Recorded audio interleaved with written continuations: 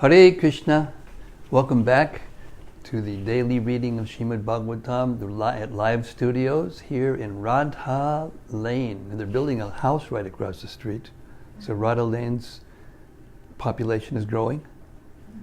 Hare Krishna. Right next to Shri Radha Nilamadava's gorgeous temple. And there's about to be a whole influx of devotees here to celebrate Janmashtami and Srila Prabhupada's Vyasa Puja, and also the Kirtan Mela, special Kirtan Mela that will be held here in the temple. So we're awaiting the auspicious events, and in the meantime, we're doing the most auspicious event. We're hearing Srimad Bhagavatam together in a meaningful way. So this is an auspicious day also because we're going to be finishing the first canto.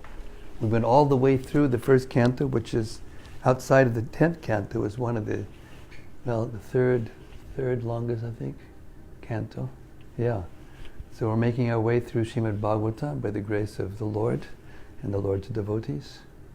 So welcome back, all of those of you who are out there in cyberspace somewhere. Even if you're tuning in late, we welcome you. Thank you for attendance. Please don't forget to share and care by sharing. So before we begin, we're going to read Sanatana Goswami's beautiful glorification of the Srimad Bhagavatam, which is found in the Krishna Lila Stava. And if you want to look it up, and you have the book, it begins with text 412. It's Srila Sanatana Goswami's glorification of the Srimad Bhagavatam, found towards the end of the Sri Krishna Lila Stava, after he's, in a very simple, kind of sutric way in verses, described Krishna's Lila in Vrindavan in a way that stimulates the memory so that we can remember the pastimes. Okay, here we go. Srimad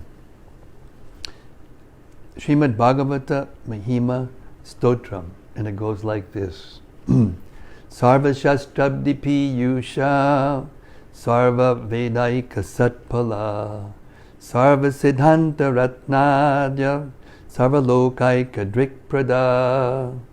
O nectar from the ocean of all scriptures, singular fruit of all the Vedas, rich mine of the precious gems of all conclusive truths, you are the only giver of light, sight to all the worlds. Sarva Bhagavata Prana Srimad Bhagavata Prabho Kalidvandodita Ditya Sri Krishna Parivartita. O life air of all the Supreme Lord's devotees, O Master Srimad Bhagavatam, you are the sun risen in the darkness of Kali. You are the exact image of Sri Krishna. Paramananda Pataya Prema Varshakshadayate Sarvada Sarvasevyaya Sri Krishnaya Namostu Tume. I bow down to you, who are supremely blissful to read. Your every syllable pours down a flood of prema. You can always be served by everyone. You are Sri Krishna himself. Madeka Bando Matsangin Madguro Man Mahadana Mannishtadagamagvagya Mad Ananda Namostute. My only friend, my constant companion, my spiritual master, my great wealth, my savior, my good fortune, my source of ecstasy, I bow down to you. Asadu, sadhuta dayin, atini chochata kada, hanamun chagadachin mam, premnarit kantayos buddha. O bestower of saintliness to the unsaintly, O exalter of the most fallen, please never leave me. Always appear in my heart and my voice with pure love. Om Namo Bhagavate Vasudevaya. Om Namo Bhagavate Vasudevaya. Om Namo Bhagavate Vasudevaya.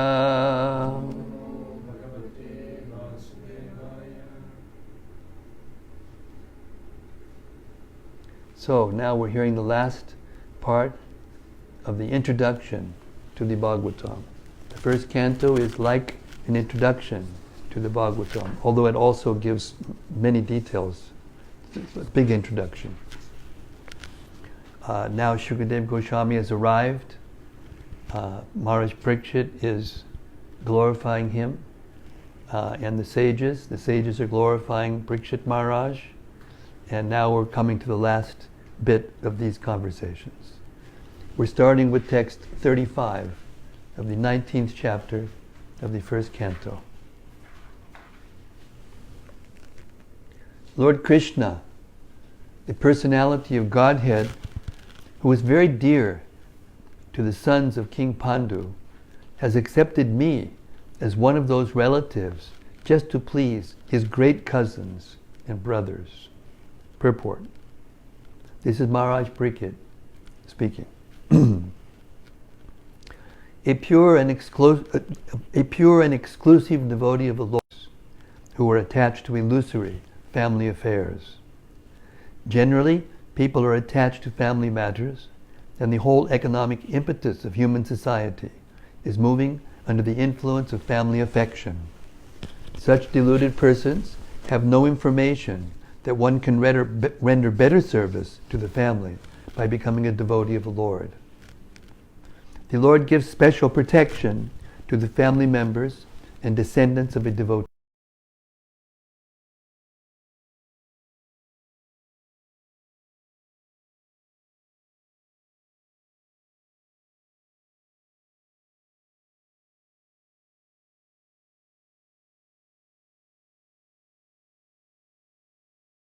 Hiranyakashipu was awarded salvation due to his being the father of Maharaj Prahlad. The Lord is so kind that he gives all protection to the family members of his devotee, and thus the devotee has no need to bother about his family members, even if one leaves such family members aside to discharge devotional service. Maharaj Yudhishthira and his brothers were the sons of Kunti, the paternal aunt of Lord Krishna, and Maharaj Parikshit admits the patronage of Lord Krishna because of his being the only grandson of the great Pandavas. Text 36. Otherwise, without being inspired by Lord Krishna, how is it that you have voluntarily appeared here, though you are moving incognito to the common man and are not visible to us who are on the verge of death? Hare Krishna, Doctor. Purport. Here's a scholar, he's bringing both books because he realizes we're going to go into the second canto. That determines what we're going to do. Purport. We're on text 36. The great sage Sukadeva Goswami was certainly inspired by Lord Krishna to appear voluntarily before Maharaj Parikshit, the great devotee of the Lord, just to give him the teachings of Srimad Bhagavatam. One can achieve the nucleus of the devotional service of the Lord by the mercy of the spiritual master and the personality of Godhead. The spiritual master is the manifested representative of the Lord to help one achieve ultimate success. One who is not authorized by the Lord cannot become a spiritual master. Srila Sukadeva Goswami is an authorized spiritual master, and thus he was inspired by the Lord to appear before Maharaj Parikshit and instruct him in the teachings of Srimad Bhagavatam. One can achieve the ultimate success of going back to Godhead if he is favored by the Lord's sending his true representative. As soon as a true representative of the Lord is met by a devotee of the Lord, the devotee is assured a guarantee for going back to Godhead just after leaving the present body. This, however, depends on the sincerity. This, however, depends on the sincerity of the devotee himself. The Lord is seated in the heart of all living beings, and thus He knows very well the movements of all individual persons. As soon as the Lord finds that a particular soul is very eager to go back to Godhead, the Lord at once sends his bona fide representative. The sincere devotee is thus assured by the Lord of going back to Godhead. The conclusion is that to get the assistance and help of a bona fide spiritual master means to receive the direct help of the Lord himself. Text 37. You are the spiritual master of great saints and devotees. I am therefore begging you to show the way of perfection for all persons, for one who is about to die. Purport. Unless one is perfectly anxious to inquire about the way of perfection, there is no necessity of approaching a spiritual master. A spiritual master is not a kind of decoration for a householder. Generally, a fashionable materialist engages a so-called spiritual master without any profit. The pseudo-spiritual master flatters the so-called disciple, and thereby both the master and his ward go to hell without a doubt.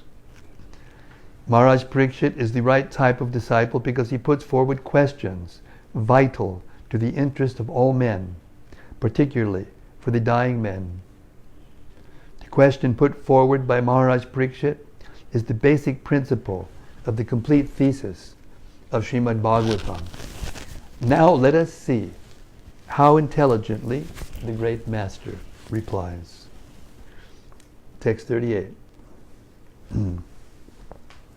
Please let me know what a man should hear, chant, remember, and worship, and also what he should not do. Please explain all this to me. Text 39. O powerful Brahmana, it is said that you hardly stay in the houses of men long enough to milk a cow. Purport. Saints and sages in the renounced order of life go to the houses of the householders at the time they milk the cows, early in the morning, and ask some quantity of milk for subsistence. A pound of milk fresh from the milk bag of a cow is sufficient to feed an adult with all vitamin values, and therefore saints and sages live only on milk. Even the poorest of the householders keeps at least 10 cows, each delivering 12 to 20 quarts of milk, and therefore no one hesitates to spare a few pounds of milk for the mendicants. It is the duty of the householders to maintain the saints and sages, like the children. So a saint like Sukadeva Goswami would hardly stay at the house of a householder for more than 5 minutes in the morning. In other words, such saints are very rarely seen in the houses of householders, and Maharaj Parikshit therefore prayed to him to instruct him as soon as possible. The householders also should be intelligent enough to get some transcendental information from visiting sages. The householder should not foolishly ask a saint to deliver what is available in the market. That should be the reciprocal relation between the saints and the householders. Text 40. Sri Sutta Goswami said, the king thus spoke and questioned the sage using sweet language. Then the great and powerful personality, the son of Vyasadeva, who knew the principles of religion, began his reply. Thus end the Bhaktivedanta purports of the first canto, 19th chapter of the Srimad Bhagavatam, entitled The Appearance of Sukadeva Goswami. Now we're going to institute a new program. We're going to clap at the end of each chapter. I'd clap louder, but I can only have one hand. I can't clap loud. When we get, not with loud sound. Okay, so we've heard the introduction. And it's interesting to me that this verse essentializes what the Bhagavatam is going to be about. Please let me know what a man should hear, chant, remember, and worship, and also what he should not do. Please explain all this to me. So sometimes immature people and immature devotees, they hear different topics in the Bhagavatam, stories of people who really do the wrong things. And they say, what does this have to do with the Bhagavatam?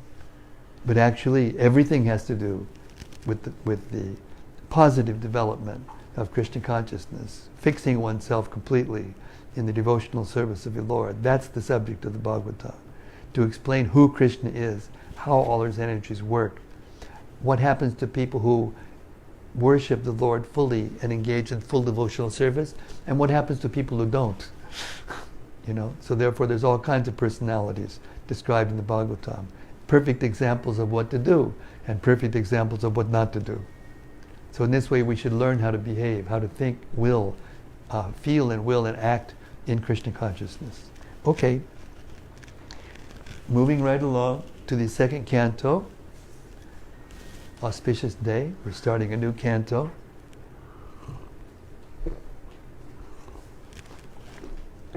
And appropriately titled, The First Step in God Realization. Invocation. Om Namo Bhagavate Vasudevaya. Om Namo Bhagavate Vasudevaya. O my Lord, the all-pervading personality of Godhead, I offer my respectful obeisances unto you. Purport.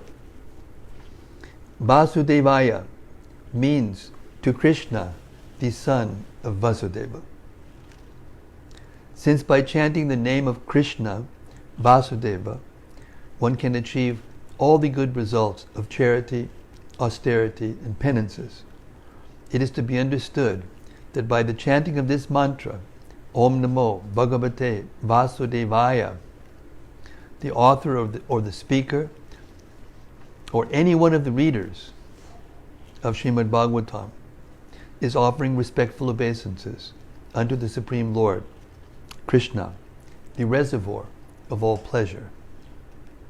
In the first canto of Srimad Bhagavatam, the principles of creation are described, and thus the first canto may be called creation. In the second canto, the post-creation cosmic manifestation is described. The different planetary systems are described in the second canto as different parts of the universal body of the Lord.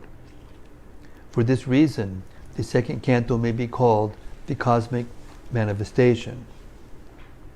There are 10 chapters in the second canto, and in these 10 chapters, the purpose of Srimad Bhagavatam and the different symptoms of this purpose are narrated. The first chapter describes the glories of chanting, and it hints at the process by which the neophyte devotees may perform meditation on the universal form of the Lord. In the first verse, Sukadeva Goswami replies to the questions of Maharaj Parikshit, who asked him about one's duties at the point of death. Maharaj Parikshit was glad to receive Sukadeva Goswami, and he was proud of being a descendant of Arjuna, the intimate friend of Krishna. Personally, he was very humble and meek, but he expressed his gladness that Lord Krishna was very kind to his grandfathers, the sons of Pandu, especially his own grandfather, Arjuna. And because Lord Krishna was always pleased with Maharaj Parikshit, and because Lord Krishna was always pleased with Maharaj Parikshit's family, at the verge of Maharaj Parikshit's death, Sukadeva Goswami was sent to him in the process of self-realization. Maharaj Parikshit was a sincere was a devotee of Lord Krishna from his childhood, so he had natural affection for Krishna. Sukadeva Goswami could understand his devotion. Therefore he welcomed the questions about the king's duty, because the king hinted that worship of Lord Krishna is the ultimate function of every living entity. Sukadeva Goswami welcomed the question and said, "Because you have raised questions about Krishna, your question is most glorious." The translation of the first verse is as follows. Sri Sukadeva Goswami said, "My dear king, your question is glorious because it is very beneficial to all kinds of people. The answer to this question is the prime subject matter for hearing, and it is approved by all transcendentalists." Purport.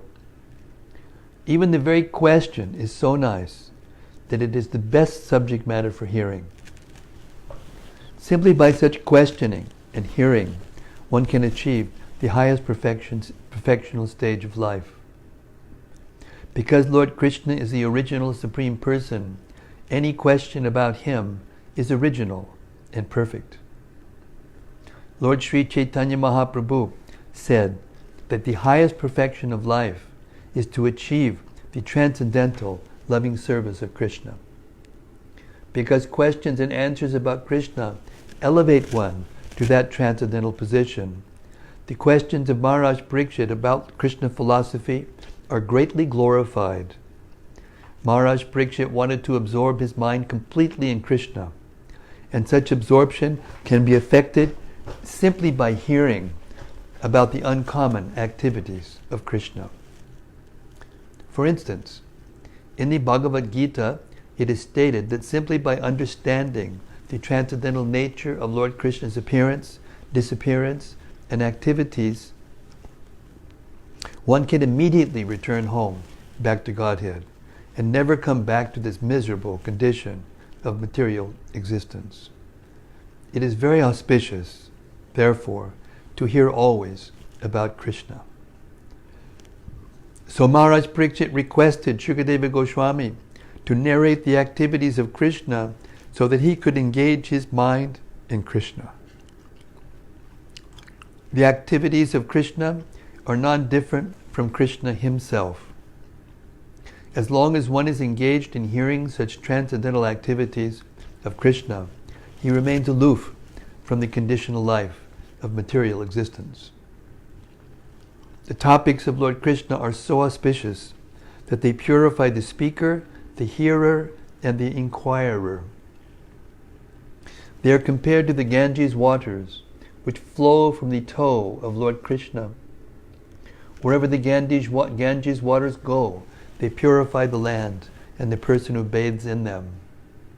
Similarly, Krishna Katha, or topics of Krishna, are so pure that wherever they are spoken, the place, the hearer, the inquirer, and the speaker are all concerned, and all concerned become purified.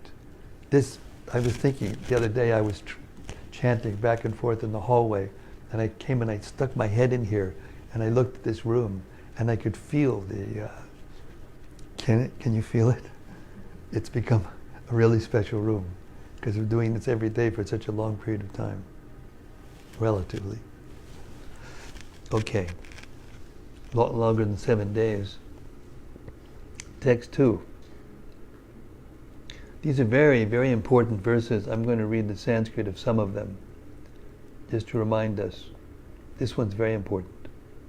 Shotravyadini Rajendra Nrinam Santi Sahasrashaha Apashyatam Atmatatvam Griheshu Grihamedinam. Those persons who are materially engrossed, being blind to the knowledge of absolute truth, have many subject matters for hearing in human society, O Emperor. Purport. In the revealed scriptures, there are two nomenclatures for the householder's life. One is Grihastha and the other is Grihamedi. The Grihasthas are those who live together with wife and children, but live transcendentally for realizing the ultimate truth. The Grihamedis, however, are those who live only for the benefit of the family members, extended or centralized, and thus are envious of others. The word meti indicates jealousy of others. The Griyametis, being interested in family affairs only, are certainly envious of others.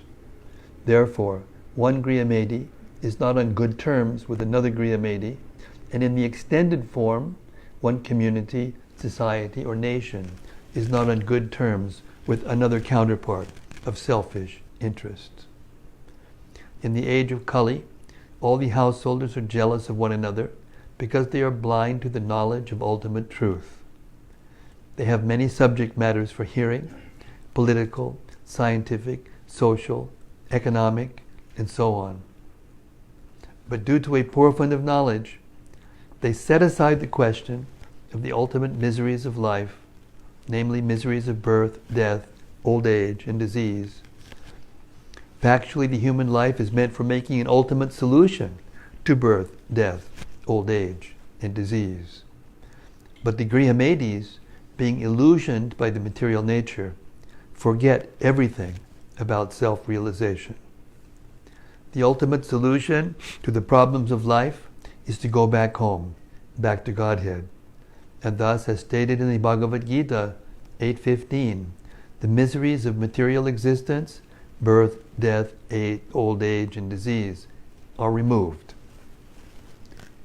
The process of going back home, back to Godhead, is to hear about the Supreme Lord and His name, form, attributes, pastimes, paraphernalia, and variegatedness.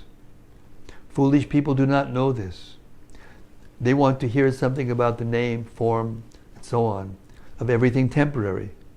And they do not know how to utilize this propensity of hearing for the ultimate good. Misguided as they are,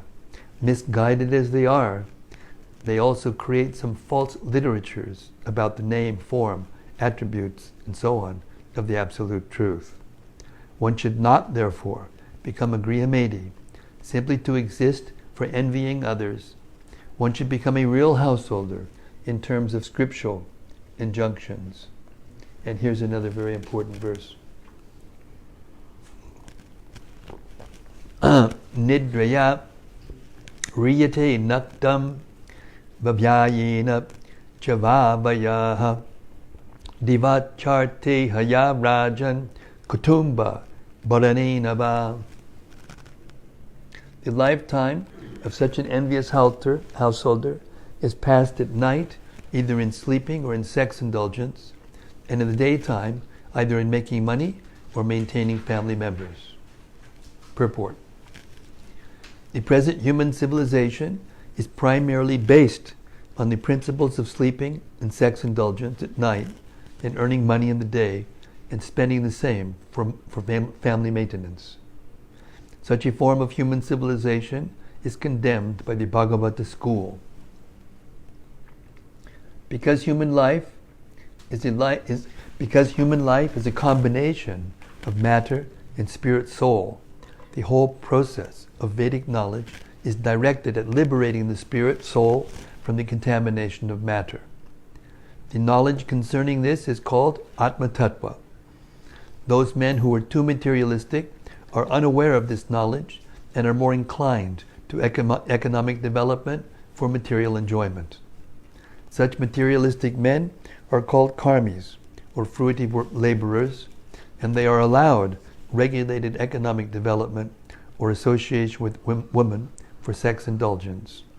Those who are above the karmis, that is, the jnanis, yogis, and devotees, are strictly prohibited from sex indulgence. The karmis are more or less devoid of Atma Tattva knowledge, and as such, their life is spent without spiritual profit. The human life is meant for hard labor, for economic development. The human life is not meant for hard labor, for economic development, nor is it meant for sex indulgence like that of the cats, the dogs, and hogs. It is specially meant for making a solution to the problems of human life and the miseries thereof. So the karmis waste their valuable human life by sleeping and sex indulgence at night, and by laboring hard in the daytime to accumulate wealth, And after doing so, they try to improve the standard of materialistic life. The materialistic way of life is described herein in a nutshell. And how foolish men waste the boon of human life is described as follows. And this is probably the most important verse we've read so far. Dehapatya kalatra deshu atmasainyesha satsapi tesham pramato nidhanam pashyan api napashyati. Persons devoid of Atma Tattva do not inquire into the problems of life, being too attached to the fallible soldiers like the body, children, and wife. Although sufficiently experienced, they still do not see their inevitable destruction. Purport. This material world is called the world of death. Every living being, beginning from Brahma, whose duration of life is some thousands of millions of years, down to the germs who live for a few seconds only, is struggling for existence. Therefore, this life is a sort of fight with material nature, which imposes death upon all. In the human form of life, a living being is competent enough to come to an understanding of this great struggle for existence, but being too attached to family members, society, country, and so on, he wants to win over the invincible material nature by the aid of bodily strength, children, wife, relatives, and so on. Although he is sufficiently experienced in the matter by dint of past experience and previous examples of his deceased predecessors, he does not see that the so-called fighting soldiers, like the children, relatives, society members, and countrymen, are all fallible in the great struggle.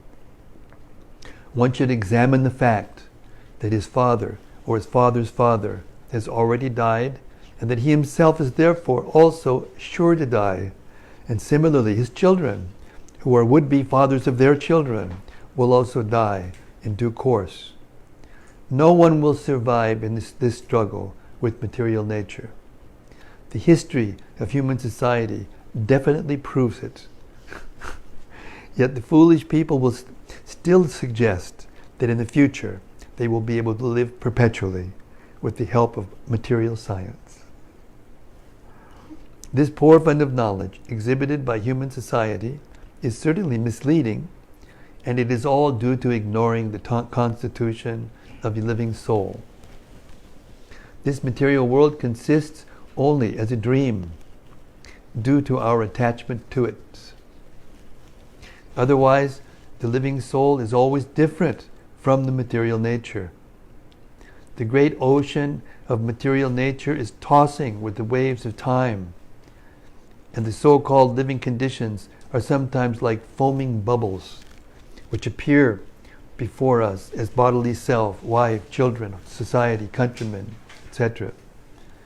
Due to a lack of knowledge of self, we become victimized by the force of ignorance and thus spoil valuable energy of human life in a vain search after permanent living conditions, which are impossible in this material world. Our friends, relatives, and so-called wives and children are not only fallible, but also bewildered by the outward glamour of material existence. As such, they cannot save us. Still, we think that we are safe within the orbit of family, society, or country. The whole materialistic advancement of human civilization is like the decoration of a dead body. Everyone is a dead body, flapping only for a few days.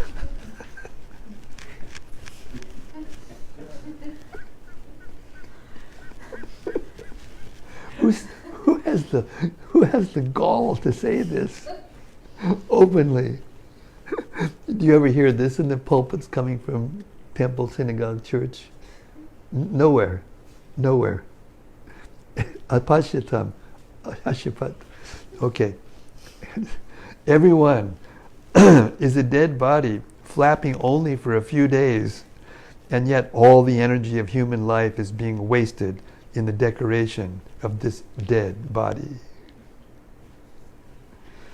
Sukadeva Goswami is pointing out the duty of the human being after showing the actual position of bewildered human activities.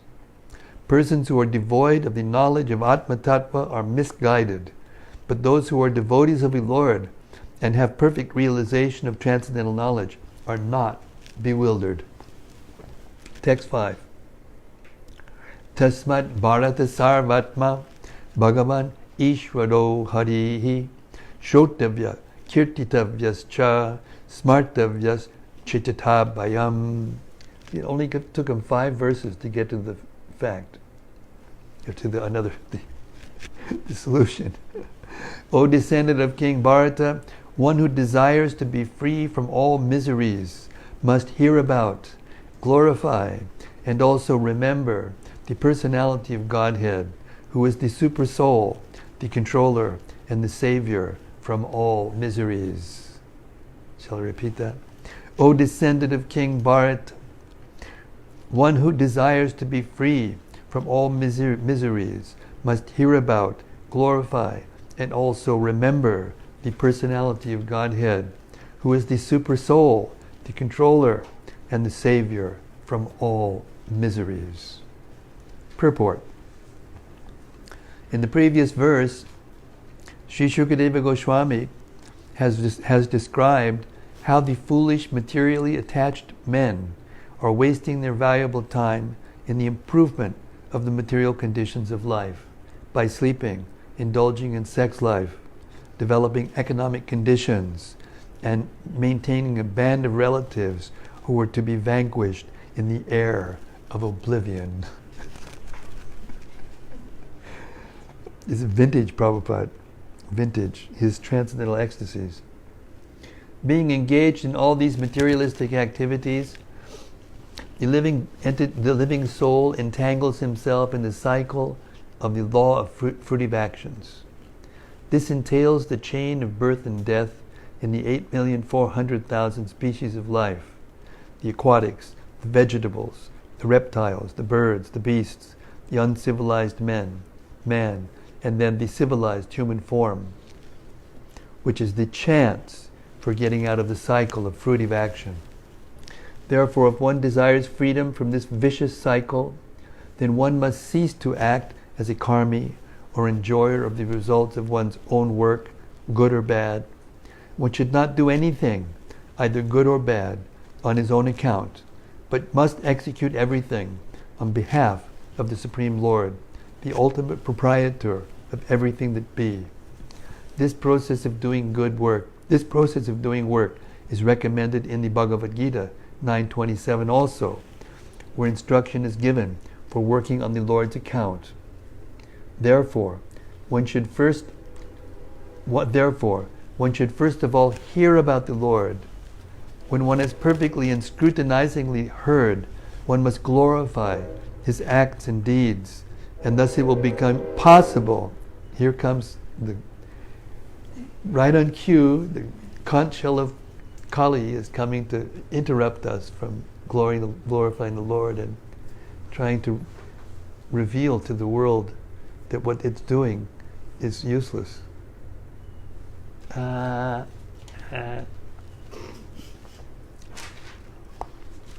Okay. When one is perfectly and scrutinizingly heard, one must glorify his acts and deeds, and thus it will become possible to remember constantly the transcendental nature of the Lord. Hearing about and glorifying the Lord are identical with the transcendental nature of the Lord, and by so doing, one will be always in the association of the Lord. This brings freedom from all sorts of fear. The Lord is the super soul, Paramatma, present in the hearts of all living beings. And thus, by the above hearing and glorifying process, the Lord invites the association of all in His creation. This process of hearing about and glorifying the Lord is applicable for everyone, whoever he may be, and it will lead one to the ultimate success in everything in which one may be engaged by providence. There are many classes of human beings, the fruitive workers, the empiric philosophers, the mystic yogis, and ultimately the unalloyed devotees. For all of them, one and the same process is applicable for achieving the desired success. Everyone wants to be free from all kinds of fear, and everyone wants the fullest extent of happiness in life. The perfect process for achieving this, here and now, is recommended in the Srimad Bhagavatam, which is uttered by such a great authority as Srila Sukadeva Goswami. By hearing about and glorifying the Lord, all a person's activities become molded into spiritual activities, and thus all conceptions of material miseries become completely vanquished. Text 6. Etavan Sankhya Yogabhyam Swadharma Parinishtaya Janmalabhak Parak Pungsang Ante Narayana Smritihi. The highest perfection of human life, achieved either by complete knowledge of matter and spirit, by practice of mystic powers, or by perfect discharge of occupational duty, is to remember the personality of Godhead at the end of life.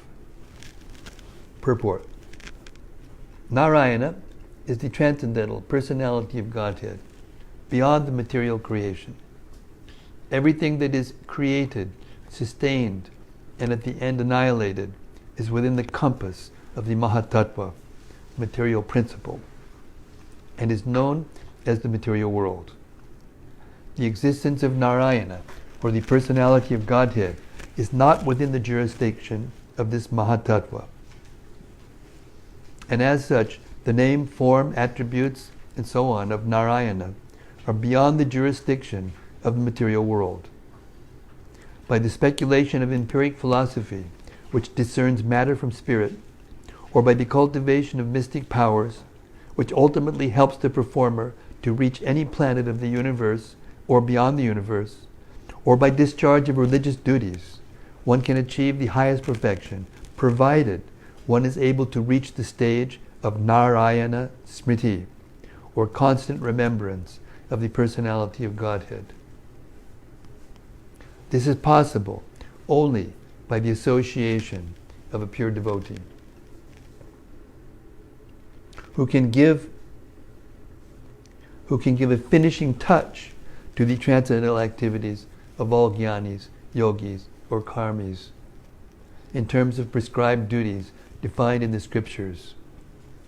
There are many historical instances of the achievement of spiritual perfection, such as that of the Sanakadi rishis, or the 9 celebrated yogendras, who attained perfection only by being situated in the devotional service of the Lord. None of the devotees of the Lord ever deviated from the path of devotional service by taking to other methods as adopted by the jnanis or yogis. Everyone is anxious to achieve the highest perfection of his particular activity, and it is indicated herein that such perfection is Narayana Smriti, for which everyone must endeavor his best. In other words, life should be molded in such a manner that one is able to progressively remember the personality of Godhead in every step of life. Haribo Nitya. We'll see you tomorrow. Hare Krishna. Have a happy seva.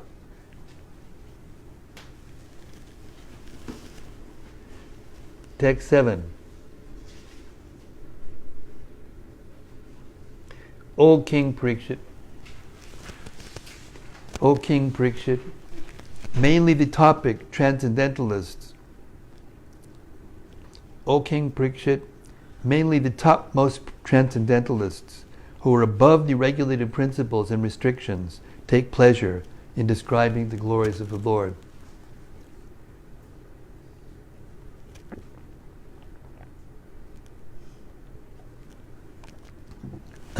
Purport. The topmost transcendentalist is a liberated soul, and is therefore not within the purview of the regulated principles. A neophyte who is intended to be promoted to the spiritual plane is guided by the spiritual master under regulated principles. He may be compared to a patient who is treated by various restrictions under medical jurisdiction. Oh yeah, that's right. Generally liberated souls also take pleasure in describing the transcendental activities. As mentioned above, since Narayana Hari, the personality of Godhead, is beyond the material creation, his form and attributes are not material. The topmost transcendentalists, or the liberated souls, realize him by advanced experience of transcendental knowledge, and therefore they take pleasure in the discussion of the transcendental qualities of the Lord's pastimes. In the Bhagavad Gita 4.9, the personality of Godhead declares that his appearance and activities are all divyam, or transcendental. The common man, who is under the spell of material energy, takes it for granted that the Lord is like one of us, and therefore he refuses to accept the transcendental nature of the Lord's form, name, and so on. The topmost transcendentalist is not interested in anything material, and his taking interest in the matter of the Lord's activities is definite proof that the Lord is not like one of us in the material world. In the Vedic literatures also, it is confirmed that the Supreme Lord is one, but that he is engaged in his transcendental pastimes in the company of his unalloyed devotees, and that simultaneously he is present as the Supersoul, an expansion of Baladeva in the heart of all living entities. Therefore, the highest perfection of transcendental realization is to take pleasure in hearing and describing the transcendental qualities of the Lord, and not in merging into his impersonal Brahmanic existence, for which the impersonalist monist aspires. Real transcendental pleasure is realized in the glorification of the transcendental Lord, and not in the feeling of being situated in his impersonal feature. But there are also others who are not the topmost transcendentalists, but are in a lower status, and who do not take pleasure in describing the transcendental activities of the Lord. Rather, they discuss such activities of the Lord formally, with the aim of merging into his existence. Text 8. Idam Bhagavatam Nama Puranam Brahmasamitam Aditavan Dvadapadau Pittur Dvaipayanad Aham. At the end of the Dwapara Yuga, I studied this great supplement of Vedic literature named Srimad Bhagavatam, which is equal to all the Vedas, from my father, Srila Dvaipayana Vyasadeva. Purport.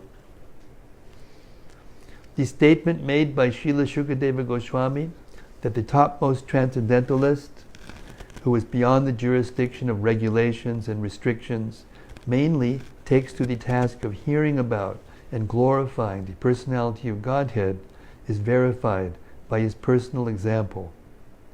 Sukadeva Goswami, being a recognized liberated soul and the topmost transcendentalist, was accepted by all of the topmost sages present in the meeting during the last 7 days of Maharaj Parikshit. He cites from the example of his life that he himself was attracted by the transcendental activities of the Lord, and he studied Srimad Bhagavatam from his great father, Sri Dvaipayana Vyasadeva. Srimad Bhagavatam, or for that matter any other scientific literature, cannot be studied at home by one's own intellectual capacity. Medical books of anatomy or physiology are available in the market, but no one can become a qualified medical practitioner simply by reading books at home. One has to be admitted to the medical college and study the books under the guidance of learned professors. Similarly, Srimad Bhagavatam, the postgraduate study of the science of Godhead, can only be learned by studying it at the feet of a realized soul like Srila Vyasadeva. Although Sukadeva Goswami was a liberated soul from the very day of his birth, he still had to take lessons of Srimad Bhagavatam from his great father, Vyasadeva. who compiled the Srimad Bhagavatam under the instruction of another great soul, Sri Narada Muni. Lord Sri Chaitanya Mahaprabhu instructed a learned Brahmana to study Srimad Bhagavatam from a personal Bhagavata. Srimad Bhagavatam is based on the transcendental name, form, attributes, pastimes, entourage, and variegatedness of the Supreme Person, and it is spoken by the incarnation of the personality of Godhead, Srila Vyasadeva. Pastimes of the Lord are executed in cooperation with His pure devotees, and consequently historical incidents are mentioned in this great literature because they are all related to Krishna. It is called Brahma Samhitam because it is the sound representation of Lord Krishna. Like the Bhagavad Gita. Bhagavad Gita is the sound incarnation of the Lord because it is spoken by the Supreme Lord. And Srimad Bhagavatam is the sound representative of the Lord because it was spoken by the incarnation of the Lord about the activities of the Lord. As stated in the beginning of this book, it is the essence of the Vedic desire tree and the natural commentation on the Brahma Sutras, the topmost philosophical theses on the subject matter of Brahman. Vyasadeva appeared at the end of Dwapara Yuga as the son of Satyavati, and therefore the word Dwapara Adao, or the beginning of a Dwapara Yuga, in this context means just prior to the beginning of the Kali Yuga. The logic of this statement, according to Srila Jiva Goswami, is comparable to that of calling the upper portion of the tree the beginning. The root of the tree is the beginning of the tree, but in common knowledge, the upper portion of the tree is first seen. In that way, the end of the tree is accepted as its beginning. And that's 7:30, so we will stop here for today with the reading of Srimad Bhagavatam and this enlightening, inspiring beginning to the instructions of the Srimad Bhagavatam. You've heard the history of what happened, before Maharaj Parikshit was cursed. We've heard the history of how he became cursed. We've heard the history of how he reacted to being cursed. And now we're hearing the result, the appearance of the Lord in the form of Srimad Bhagavatam. It answers to his question to Sukadeva Goswami. Hare Krishna. So now let us have some reflections. Anybody here or there or anywhere have something to say? Anything that's stuck in their minds? There's probably a lot of things that's stuck in their minds. What? Me? Wasting my whole life doing this and that and this? What? Are you crazy? Yes. You are crazy. Yes, Sarva. We have a Paramahansa in the room. Go ahead.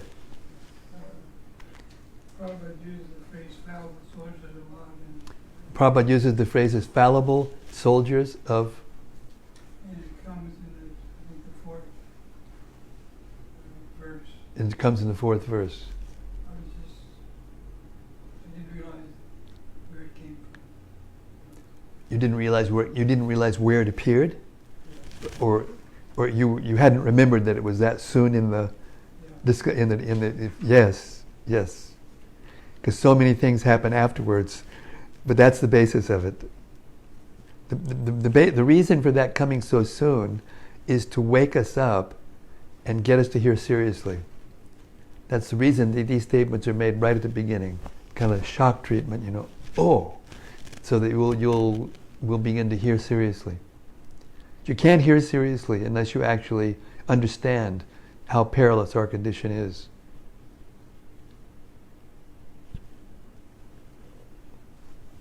Yes, Hannah. First of all, I had a realization while we were reading. Yes. You said that through each canto we get purified to be able to hear more. That's true. Yeah, we get purified, but we also get our minds and consciousness expanded. Yeah. As as the purification sets in, or as it is activated, and it also said, if you remember, depends on us. The degree to which that happens, and the rate or the speed at which which happens, depends on us. That's stated in the Gita. This is an expansion of the Gita, the Bhagavad Gita. The Bhagavatam begins where the Bhagavad Gita leaves off, and it unpacks the verses in the Bhagavad Gita. So there in the Bhagavad Gita, Krishna says, Yayatam mam prapadyante, tang sataiva bhajamyaham, manuvartante, manusha parta sarvashaha. There he says, as the person approaches me, I respond accordingly. Everyone is following my path in all respects. So everyone is following Krishna's path means that everyone is engaged in the activities of material nature under the spell of time, which is Krishna, kalosmi, he says in the Gita.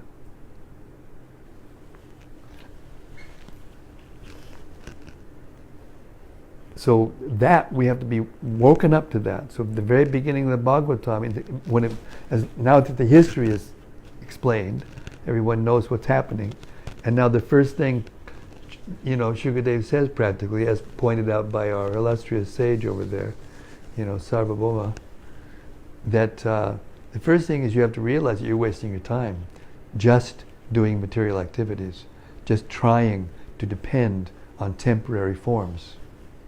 As long as you depend on temporary forms and think that the goal of life is to associate with them and try to struggle in such a way that we can be with them forever, as long as that's our mentality, you can't hear the Bhagavatam. So this is the first thing, to wake one up. It's kind of like you're sleeping and you're really in deep sleep, and you see people are yelling at you, you got to get up, and you're such deep sleep, so they pour water over your head. Then you wake up. It's like a dose of ice water in the head. I thought it was really cool that one of the translations says, because human life is a combination of matter and spirit soul, the whole process of Vedic knowledge is directed at liberating the spirit soul from the contamination of matter. And it actually says this in the Bible. In the Bible it says, it is sown in corruption, talking about being born in matter. And it is also raised in incorruption, talking about spirit. So it's actually funny how Christians try to make this religion amendable and to their own circumstances, when it says it point blank period throughout all of the texts. Yeah, because the teachings of Jesus, which are actually the same as the teachings of the Bhagavatam, the Bhagavad Gita, there's no doubt about it, were amended by politicians, because the actual history is that the Romans, they found out after the disappearance of Jesus and after building up trying to build up their administration and the bureaucracy, they found out that the Christians were actually the most honest and dependable, because they were living on a kind of spiritual principle. So therefore they started putting the Christians in the different positions, and gradually it evolved to the point where they had what is it? They had what do they call that? Say that again? Council. I was looking for that word, thank you. The Council of the Scene. And there they kind of decided what was going to be put in to make the canon, the actual official canon, and create the church, so that everyone could work under the law of a combination of this scripture and the government. And therefore things were left out and things were adjusted so that, you had to do this, otherwise you'd go to hell forever. And there was no alternative. And of course, in different parts of the history of Christianity, there were some really heavy exterminations of people who believed anything else. They would be processed by the Inquisition. which means generally either you got burned at the cross or you recanted, and even when Gopi Pranadhana tells a funny story when, who was it? The one who is it Galileo? There was a Dutchman who invented the telescope, eyeglass, where you could see farther. Huh? Galileo, yeah. And so they were using it in north of Europe, kind of like as a party gadget, They could look and see what people were doing in a long ways, looking at the ships from the, from the shore, and it would start, And then somehow or other Galileo got one, and he said, "Oh." He just said, "Oh." And he looked up and he said, "I can look at the planets with this." And then using one, and he got, I don't know, he developed it more powerful, and he could see things that you couldn't see with the naked eye in the sky. And that's when the whole, astronomy was started, modern astronomy started.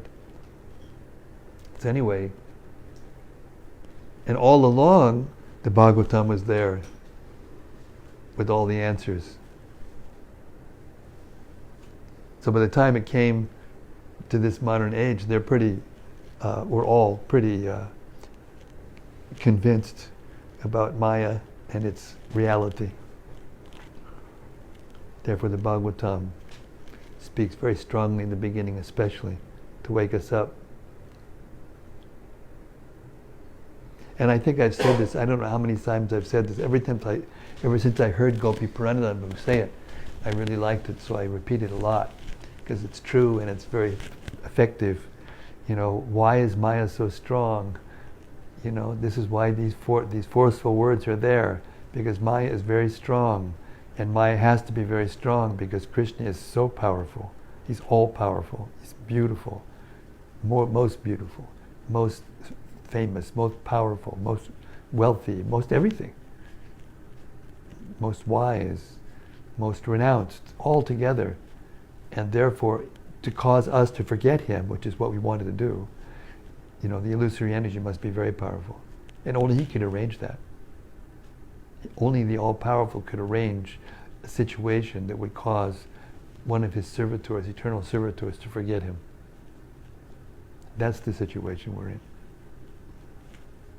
Yes, sir. Introduce yourself to the. I'm sorry, I didn't introduce you. Go ahead, introduce yourself. My name is Jivan Muktadas from Denver. It's from Denver.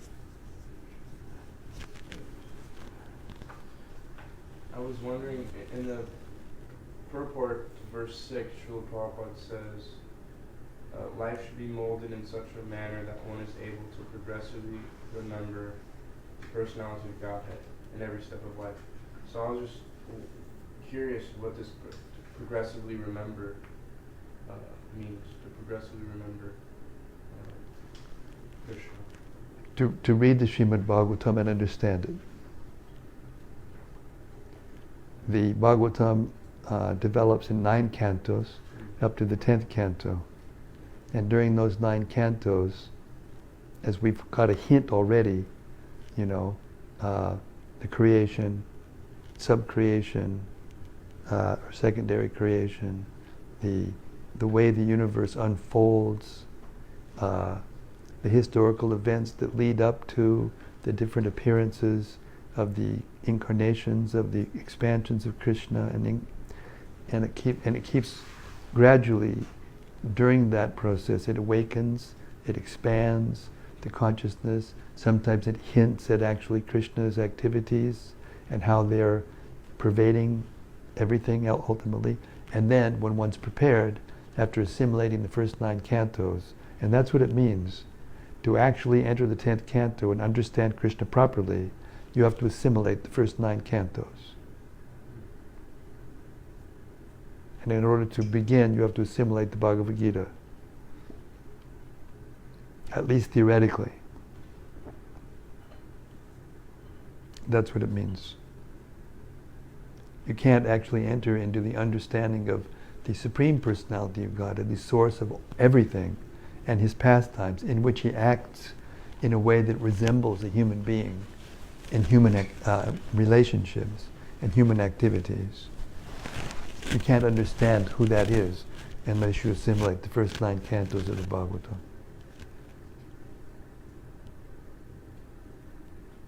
And again, what I said before, it expands the consciousness. Our consciousness expands, our understanding expands, our vision of the world, our vision of our own duties and the goal of life and how we got here, why. It's all explained in the Srimad Bhagavatam. What not to do. What to do. Yes, Hannah, you've got 2 minutes. Okay, I'm going to read this. Srimad Bhagavatam, or for that matter, any other scientific literature, cannot be studied at home by one's own intellectual capacity. Medical books of anatomy or physiology are available in the market, but no one can become a qualified medical practitioner simply by reading such books at home.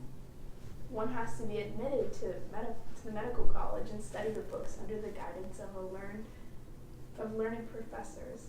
Similarly, Srimad Bhagavatam, the postgraduate study of the science of Godhead, can only be learned by studying it at the feet of a realized soul like Srila Vyasadeva. And I think also that reading it and understanding it, but also like applying it into your life, you have to be in the association of people who are applying it in their life. My mom always told me that the 5 people that you surround yourself most with is like Who you are. Yeah. And Yeah, so it says your person is known by the company he keeps. Same principle. Stresses the Yes. need of a place for shelter for people who Yes. want to Yes. inquire Yes. and develop that consciousness. Exactly. Because I don't know how I would do it if I was coming here and home. Yes. Because my mom also said it's easier for people to pull you down than it is for you to bring them up. And that reminded me of what Prabhupada said to one of his disciples. He said he was going back and forth from the temple to home, and he told Prabhupada, he said, how can I help my family to become devotees? And Prabhupada told him, a baby bird flew out of the nest and got caught by a hunter. So the mama bird flew after him, and she also got caught. And the dad saw this and flew the other direction. So it just all started to. Well, there's two versions of that, and one of the Bhagavatam, the male bird also gets caught. 'Cause you can go either way. Yeah. Can go either way. Yeah, that's the lesson. Who you associate with, that's how you become. Very nice to see you, Jivan Mukta Prabhu. Hare Krishna. I guess you came to be with your Guru Maharaj. Yes, Maharaj. He's coming tomorrow? Yes. What time does he arrive, do you know? Late afternoon or early evening. Okay. Alrighty. Nice you're reading this book. I want you to know that I told Bhakti and Hannah about this book that was written a long time ago, a little pamphlet compiled by Satyaraj. What? You mean that's in the Bible? And it shows all kinds of things that are similar between the Vedic literatures and the Bible. It's very nice. Okay, that's it for tonight. Thank you so much, everyone. Thank you for all of you out in cyberspace who are there coming and hearing. And we wish you well, and we wish you all ecstasy and devotional service. Jai. Srimad Bhagavatam ki jai.